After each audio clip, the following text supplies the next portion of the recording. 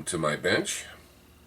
Today we have a Tektronix 496 spectrum analyzer that I bought off of eBay several weeks ago now, and it was marked as turns on but doesn't work. I don't think it even said doesn't work, but it said turns on, which it does, and we'll show you here.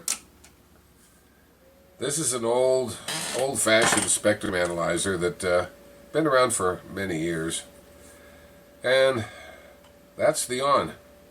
That's what it does. If you notice, almost all of those buttons are on, lit up. There's a button up there lit up, down there, and over here there's another button lit up, and none of them do anything. When you push them, they don't change. None of the knobs make anything happen. Literally. The only thing I think I can adjust the, yeah, can I? No, that's intensity of the beam, which you can't even see, and the illumination won't even change because none of the buttons will work. So I took this thing apart initially and said, well, I wonder what's wrong with it. And the first thing to check was voltages, and all the voltages are perfect. And also I wanted to find out if there was any high voltage. Well, if we watch real close here, when I turn it off, did you see that? See the trace come across just a little bit? Well, there's high voltage, but nothing works. So what I did was open it up. Opening up is pretty simple, actually. It's got 4 screws here. This is a big thing and heavy. And the screws are captured. That's nice. I like that. On the back here of this, we've got not RS-232 compatible output. It's a J104 accessory jack. You've got horizontal trigger, marker, external inputs for a marker, horizontal and vertical outputs, pen lift, and 100 megahertz IF output. Probably for use with a, I don't know, generator. Yeah, boy, the word just escaped me. Yeah, it generates a signal along with the scanning. So it's used for things. We'll get into that later. This is not going to be a video on how spectrum analyzers work. That's a whole nother video, and a long one. This is just going to be see if we could fix this thing. Let me get this over here. Okay.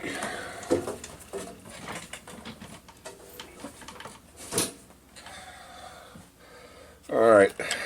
Let's put her down. Ooh. Yeah. These old things take up a lot of room. Alright, this is the inside of it, and like I said, it's a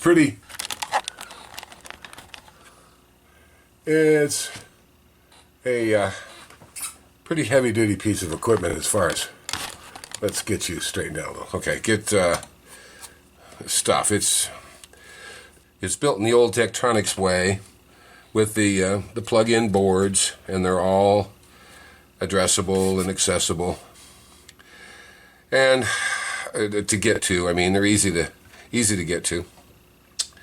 And I went through the manual and looked some stuff up. See if I can get to the manual over here, and I'll show you. Okay, it's all open now. We're sitting, and I went through the tests. I just wanted to see what was going to happen when I turned it on, what it was supposed to do, and I got to this step in the instructions right here: power on self-test mode. If we look down here, it says the microcomputer enters a self-test mode when the instrument is turned on, if this mode is selected. Okay? In this mode, the instrument does not operate normally. The microcomputer performs the following steps, stopping the test to indicate the source of any problem found by blinking LEDs on the processor board, which is right here. This is the processor board, this is the memory board. Well, in order to set this up, where's my switches? We want to, here it is, we want to go into power up self-test, which means we have to turn on numbers, 1 and 2, 0 and 1 on the self-test board, which is 0 and 1. They are all on now. We want 0 off and 1 on. Okay, and when I plug it in and turn it on, right here are my little LEDs. Let's see if I can get these in a shot here.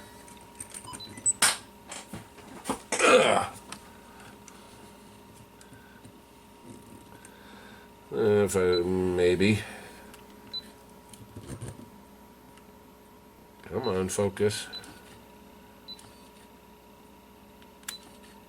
Yeah, right here are my LEDs. So when I turn this, record, darn it. Okay, yep, right here are my LEDs. So when I turn this guy on, according to the instructions, it says that the microcomputer performs the following steps, stopping the test to indicate the source of any problem found by blinking an LED on the processor board. Addresses are specified in hexadecimals in this description. At power step 1, at power up, the microcomputer vectors to the self-test in the ROM at the top address space of U2028 on the memory board. The microcomputer first verifies the checksum of 2028. If the routine for this step runs but does not obtain the correct checksum for the ROM, the routine then halts and blinks ROM 8 LED DS1044. This step uses only ROM 2028 and no other memory, so if the test does not blink the LED and does not proceed to step 2, 2028 is probably the culprit.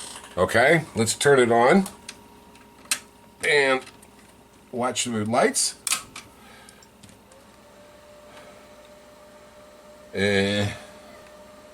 All the lights are in the front, and absolutely nothing happened. I mean, nothing. What it says this step uses only 2028 and no other memory, so the test does not blink any of the LEDs and does not proceed to step 2. 2028 is probably the culprit. Consider first, however, that the correct ROM must be installed, both phases of the clock and processor must be present, and the microcomputer system exclusive of the instrument bus must be operating correctly. Well, I checked the clocks, and then they're right, and everything appears to be good. Now, that's as far as I got. So, we're going to pause this video, and I'm going to go on to the next step. Okay, so here we are. This is what I've gone through for the past several weeks. I took the chip out of that, and we're going to look at that spectrum analyzer. We're going to look at it later. And read it using my little Mini Pro TL866CS, and compared it to what I downloaded off of the net for the operating system for the ROM for that machine, it was nothing even close. The two files are completely different. And I said, oh, okay, well, I just need to get a ROM. Well, if we go, if I could find it over here, if you take a look at the schematic for the memory board, where this 2028 is, you'll see that it is a MK 36000 or slash 2716. All of them are. They're all 2716s, 2716s, except for these MK 36000s. Well, I looked them up. MK 36000 basically is a one-time programmable 2716. That's the one I read, and I said, okay, that's nothing like the one that came with it. So my quest for the past several weeks has been to write a 2716.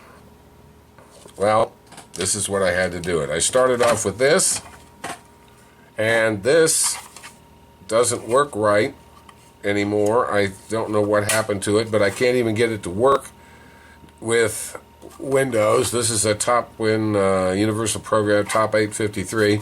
I can't even get it to work with Windows Vista, or much less anything newer. So that was useless. Then I tried it with this.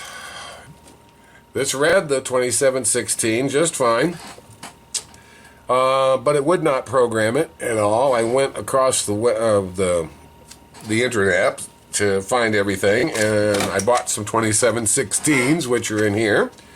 There are Intel D2716s, and there's AMD 2716 DCs. These are from 1990. What are they? 1979. And these all have to be erased too. By the way, they're all UV. I have one of those right here.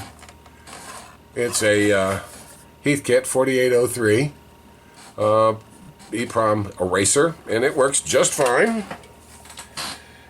And after messing with this thing for literally a day and a half, trying to figure out how to get it to work, I come to discover that the highest voltage that this thing will put out is about 19 volts. It's supposed to be 25 or 21 volts, it says, but the highest it'll put out is 19. Well, these guys take 25 volts to program. At least that's what it says. So I said, okay, well, you know what? In the back room, I'll put you over here. Oh, yeah. In the quest to make this thing work, or get this to work, I went and downloaded the newest software and firmware for this. Now it doesn't work at all. It killed it. I think because this is not a original. I think this was a ripoff. At least according to the company that makes them. They said that every one of these sold not through them was a ripoff, but I didn't know that at the time. Nobody had it at the time. So anyway, so now this doesn't work. It's useless because the company's software won't support this thing. All right, so I said, you know what? I have a Heathkit EPROM programmer from around the time when these chips were made. I said, well, hey, let's go dig that thing out. And I went and I dug this thing out. And of course, it didn't work when I turned it on. It read everything and lit everything up. Let's see if I can get it to read here. 27, 128. These things require what they call personality modules. And the personality module on these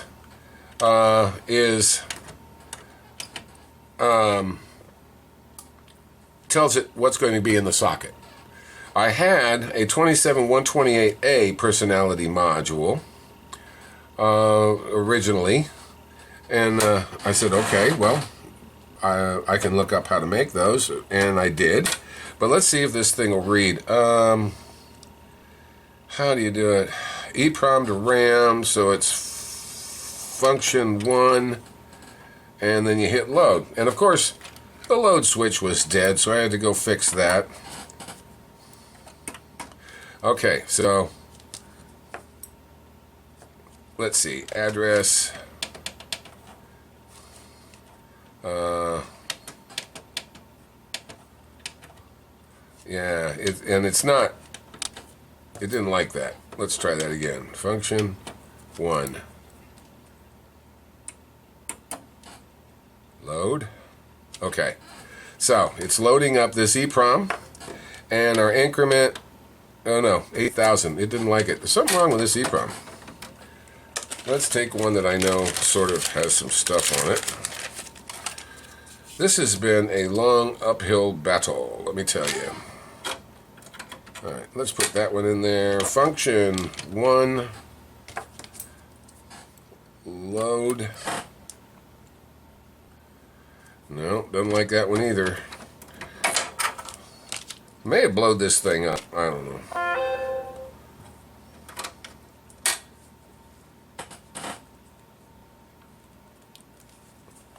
Let's try this one. Function 1. Load. Now, address. Now, it's not. Let's see. 3FFF, it's got all its memory, 00, function 1, and load. Ah, okay, there we go. No, yes, yes. And if we increment our address, so this chip is empty. These things are kind of touchy. Let's see if we can load another one here. I don't want you to show FFF is no good. That just means it's empty. Function 1, load again. If it doesn't give me an error. Okay, here we go. We loaded this chip, and we'll increment through it. Okay, address 1 is 10, address 2 is 95, address 3 is 68, address 4 is 07. Let's go to 0100 is 0100 is 31. So I read this chip just fine. This is a 27128A. So I said, good, that works. And I even took one and wrote some stuff to it, just some junk, and it worked for that. And that 27128As are 12.5 volts program. So I said, now I got to make a personality module for this thing. So I found a 24-pin chip here, or header. Well, actually, this is a socket. Stuck little pins in the top of it, and wire wrapped on what was needed for a 2716. Okay, so let's pull this guy out of here. Let's put this guy in here.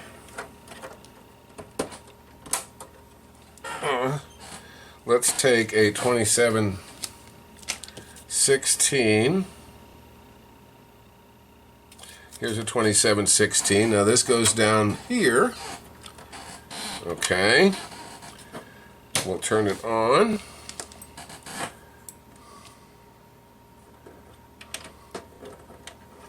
Function 1.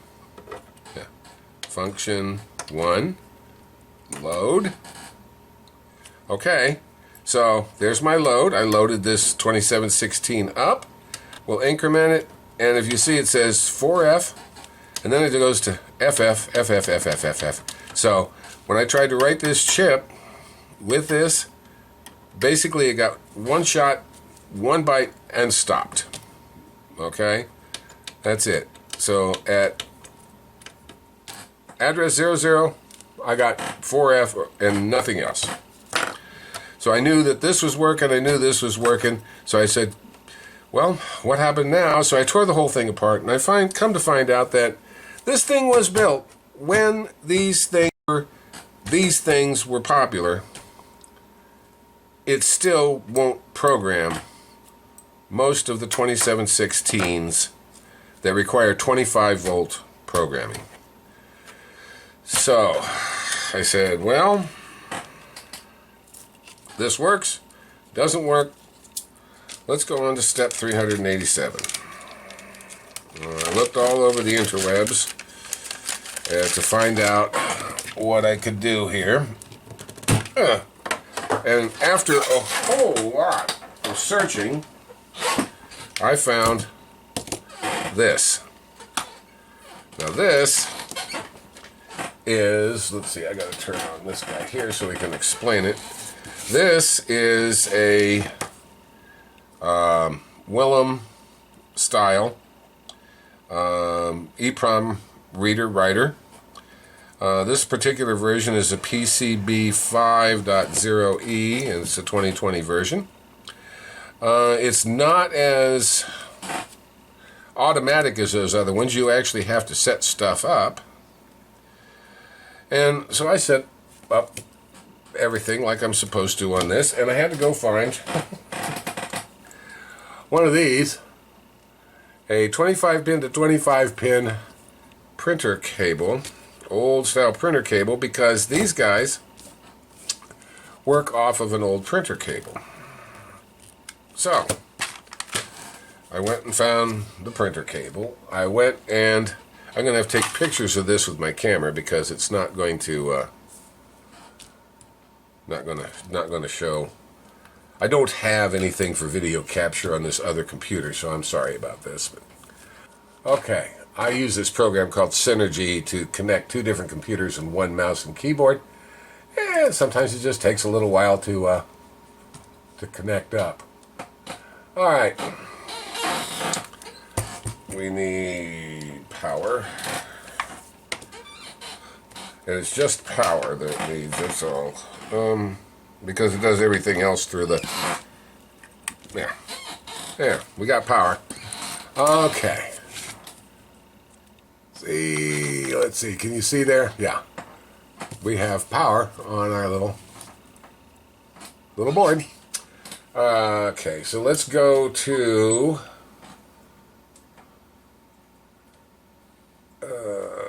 come on, get in there. Alright, so there we are. And you can see I have a 27C16 right now. This is the software for the Willem programmer. However, let's see. There, EPROM 2716. Okay, so now we got 2716. You set up your switches like this. I looked the thing up, and it's supposed to be 50 milliseconds minimum, or that's what it wants, 50 milliseconds for the TWP. That's the time between pulses on the right of the chip. It tells you how to set the thing up, and we have it all set up like it's supposed to right there. And I'll tell you what, let's pause this.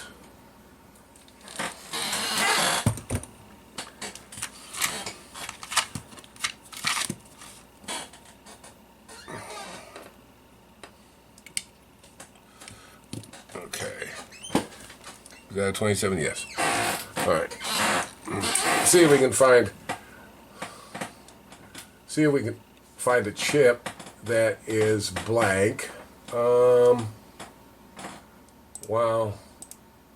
No, that one's not blank. Sorry about all the moving around here.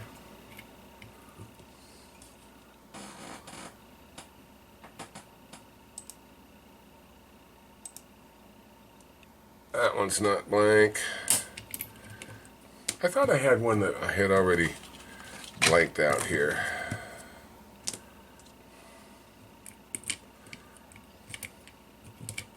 Or several, actually.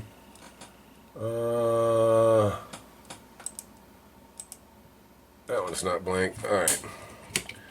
Maybe I don't. Anyway, let us just say, well, none of them are blank because I fooled with them so much. Anyway, there's the software for the Willem, and after a whole lot of messing around, I found out that the Willem tries, but even with an external power supply, the old-fashioned 2716s, it does not work. It's unreliable as far as hitting the 2716s. It would write a byte or two and then die. It has the 25 volts. I even checked the 25 volts up here on the pins. You have to switch it up. There's little jumpers up here. You got to put those in the right spots and all that kind of stuff. And I pulled my hair out for days because it says it will, and it don't. At least that's my experience. And if anybody else has an experience with one of these, writing standard 2716s, Intels, AMDs, whatever, please feel free to comment in the bottom. And I will tell you this.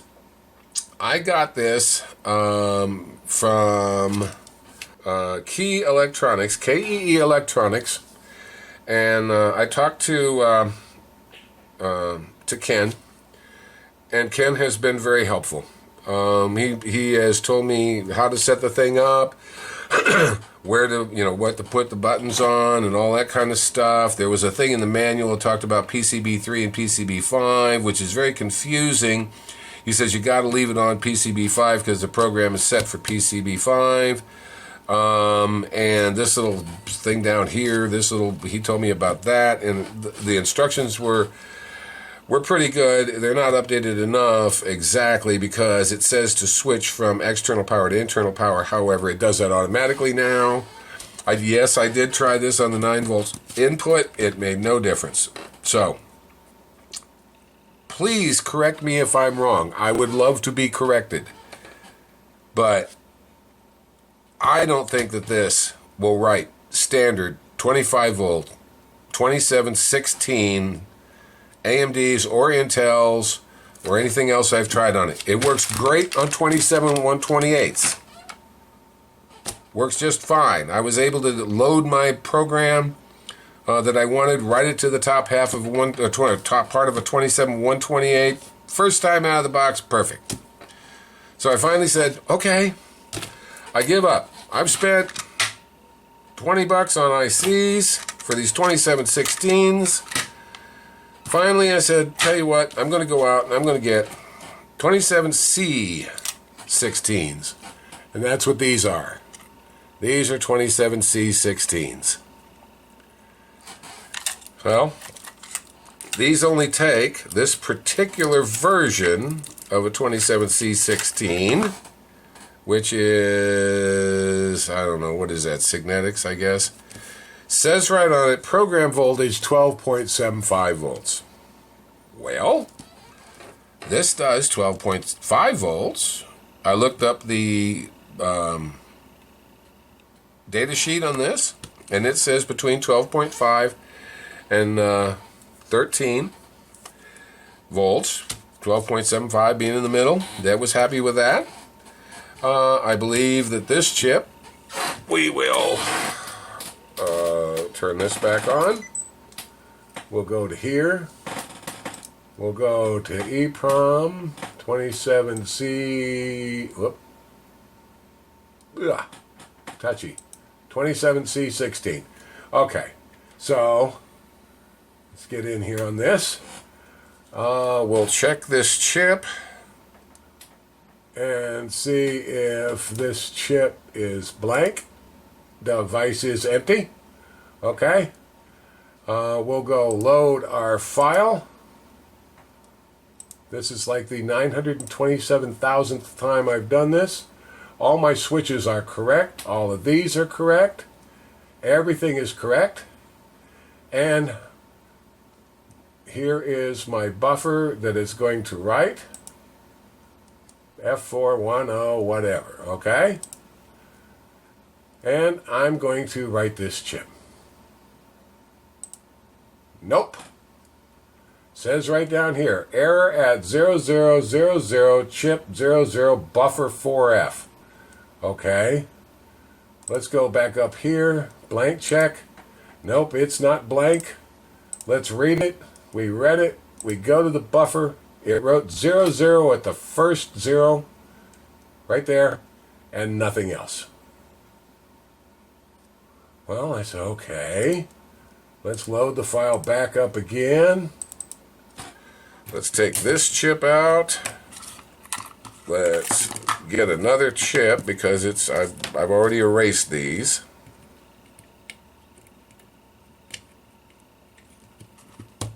Okay.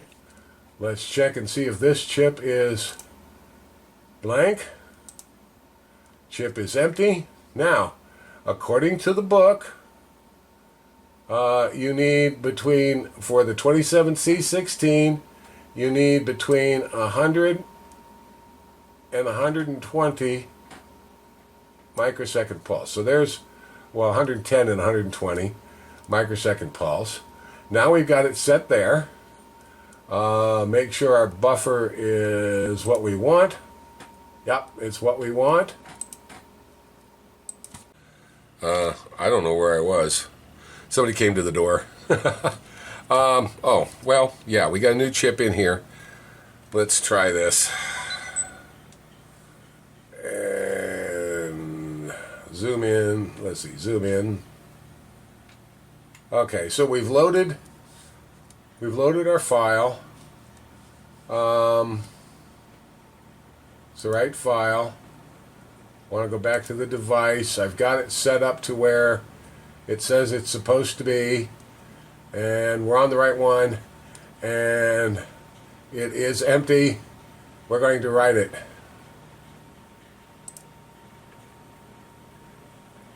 And it says error at 07FF chip 00 buffer 4 or FA. So let's go read the chip. Chip is read. Go down to the buffer that it read. Go down to FF7FF, which is the last one. Somewhere. Come on. Yep, right there. 00. It's not what it's supposed to be. Well, after about 3 or 4 tries of this, I finally got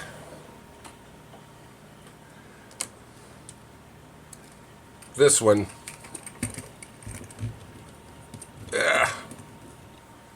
This one to work. Don't want to get this. I finally got this one to program. So that's where we stand right now. I don't know what the problem is with the 2716s. I didn't have any problem with any of the other ones, and even the 27C16s, which are the CMOS version with lower voltages, have problems doing this, but at least I got one to write. We'll put that up there so I don't get lost. Unplug it, take these guys out, put them back. Remember, on these ones that you have to clear before you can write them, you only have so many times that it'll work. You can kill them eventually, and if you leave them in the EPROM cleaner, it'll kill them too if you leave them there too long. So here we are. We have got something on the floor. Yep. We now have a programmed chip. So let's stop this thing, and I'll get the spectrum analyzer back on the bench. Okay, so the spectrum analyzer is back on the bench, And we have to now change this chip. So this fortunately isn't too difficult. This was designed by by Tektronix, which means it was designed pretty well. We got to take out these guys and this guy and this guy. Get them out of the way. Oof. Turn it up on its side. Get this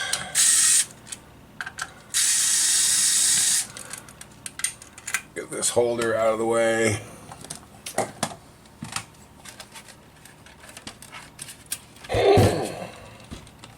Don't want to drop it. Pick him up. And this little board right here. This is the one we need. So let's turn on the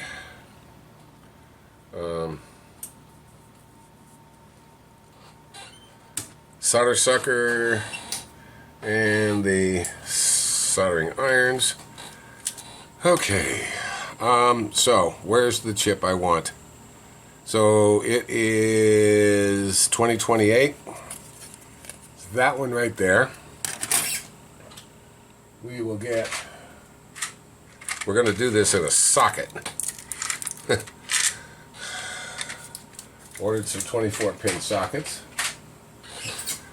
High reliability guys. These guys, they got contact all the way around. They cost a little more, but they're much better.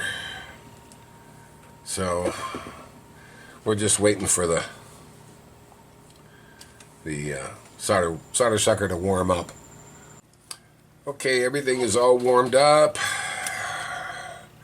We just got to take out this chip right here. And this is very nicely done board. Hand routed. You can tell by this. Auto routers don't go around in curves.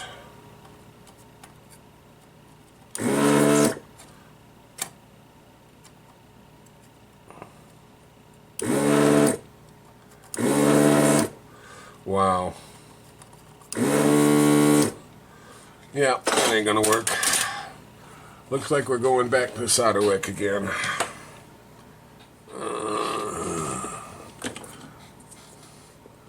This is gonna take a while.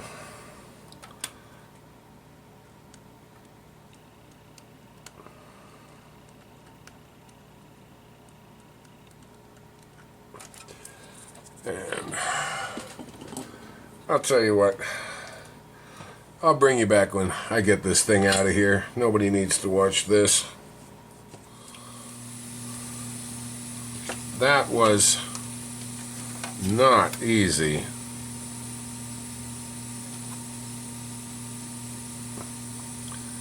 But I didn't kill anything, didn't break anything, didn't pull any lands out. That's all a plus. Now we got to get this guy in here. Hopefully it'll fit. Oh, it'll fit.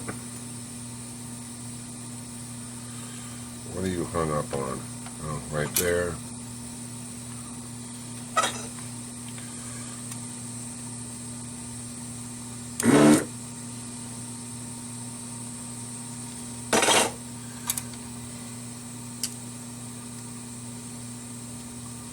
Make sure I got it going the right direction.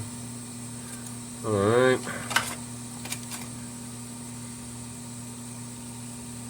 And what are you hung up on? Right there.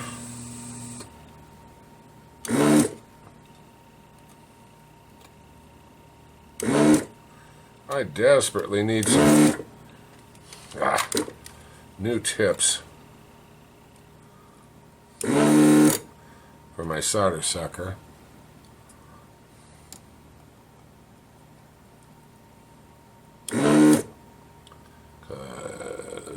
ones I got are getting old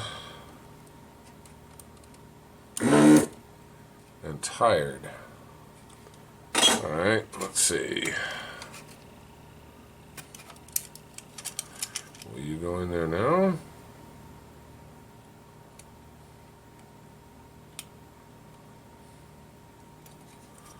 Wow. Well, wait a minute. Make sure I got it in there right, because it's difficult to get that in there. All right. Whew, baby. That was a pain. All right, now I got to solder it back up.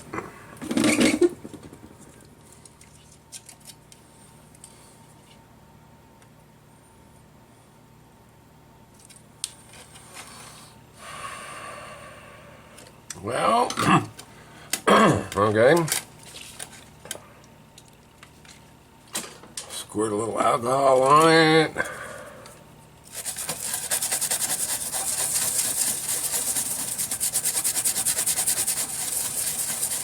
Scrub her down. Close look.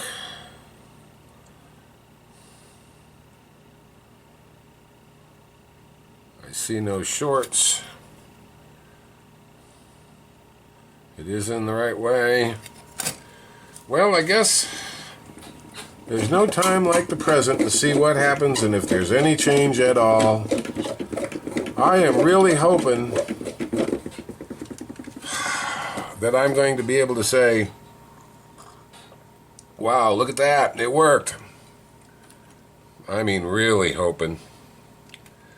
But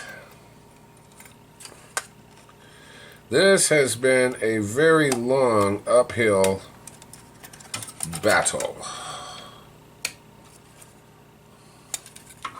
It's in. I put tape on the top to keep it from rewriting itself. And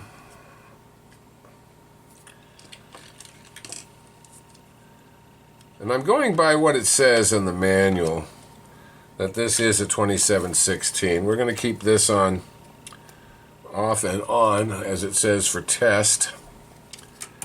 And we're going to put it back in. Yeah, that's where it goes. Okay, well, like I said, no time like the present.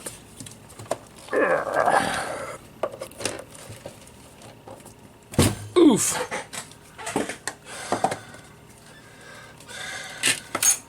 Say a little prayer.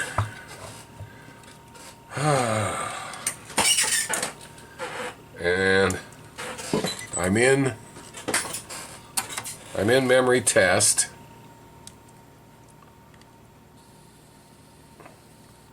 There's my lights. Here we go.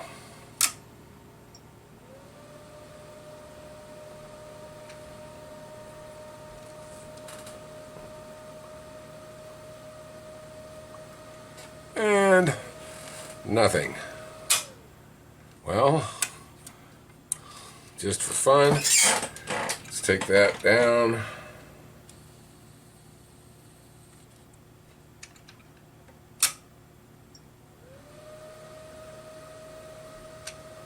All lights came on again, including all of these over here. Nothing. Absolutely nothing.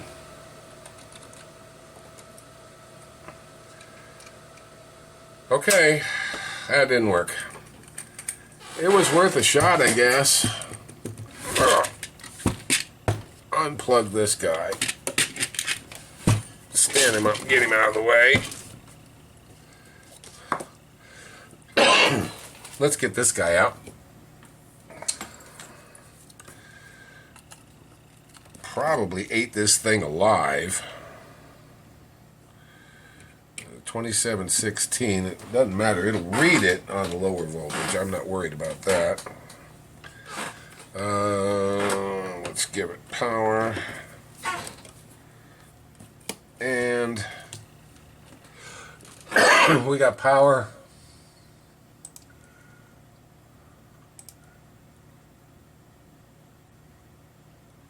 $27.16. It's all still set up. Action and read. So it read that chip.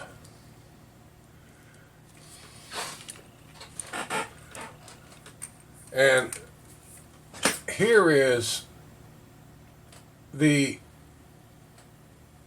output from this chip.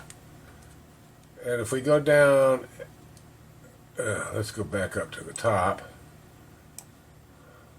If we look up at the top, we got 0209CB30. That's nothing like the other one was. And if we go down to the bottom at 07FF, it ends with a 20, and that's nothing like the other one was either.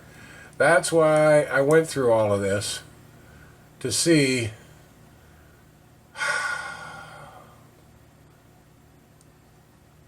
what to see if that was the problem, plus what it said in the manual. And no. So the hunt continues. So I've decided I'm done with this thing. Since I got this, I have since acquired an IFR A7550 spectrum analyzer with tracking generator, and I'm happy with that. I wish I could have got this fixed, but it was just too much. So I'll tell you what, if any of you guys watching out there, especially the ones that are giggling, going, hey, all you got to do is this to fix it, just contact me below and say, oh, I don't know, $100 plus shipping, you could have it. It's 50 ohms. Input. It is a Tektronix 496 spectrum analyzer. It's 50 hertz to 1 gigahertz. Reasonably good condition. It's not bad. It's not bad at all. Doesn't even have any scratches. I have the front for it. The lid, the carrying handle works. Everything's good. Even comes with the little output terminators that have to be on there. So if anybody wants it, just leave me a note below and we'll talk about it. So, hey, if you like the video, give it a thumbs up. And we can't succeed on everything. And don't forget to subscribe and hit that little bell so you know when I'm doing something else. Thanks for watching.